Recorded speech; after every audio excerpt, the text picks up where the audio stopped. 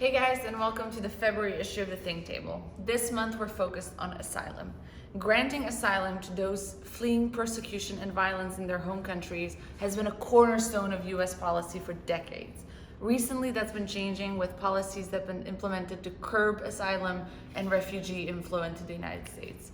Many of these policies are in court right now being litigated, but in the meantime, many people that have pending cases have been stuck in limbo, not sure what to do.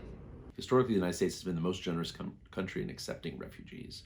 We were a big part of creating the refugee regime and the asylum regime, and we've always seen it as a responsibility as a country to look out for those that are being persecuted in their home countries and need a safe refuge. And the U.S. has really been the anchor in the refugee system around the world. Now that may be changing, but historically we've played a really dynamic role, and people have looked to us as being the gold standard for refuge and asylum. What we've seen in the Trump administration is an attempt to cut back both on the refugee program, which has been sharply reduced, the people we bring from refugee camps and from other countries to the United States, as well as to make it much harder to get asylum in the United States. Harder indeed.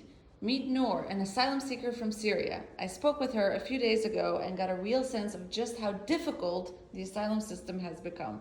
When the travel ban happened, I was afraid. Nobody really understood what was going on, and there was not a lot of information.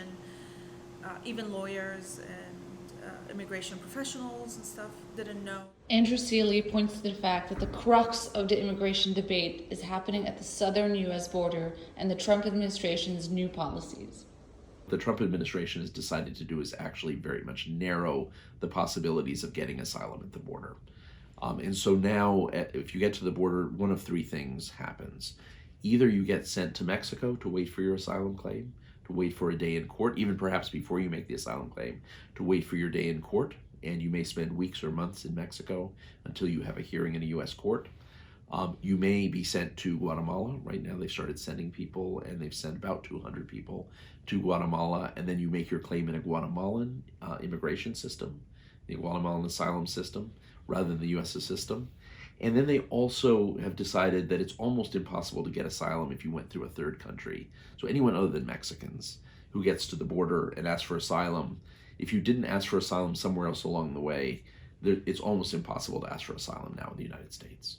It doesn't matter where you're from. Current U.S. asylum policy is leaving people from many countries stranded, and the human toll is enormous. It's very hard. It's very hard. It was never in my plan to become an asylum seeker. I never wanted to leave my country in the first place. And being an asylum seeker and being an asylum seeker pending case for almost 3 years now is very, very difficult, because in the meantime I can't go see my family. I can't leave the country.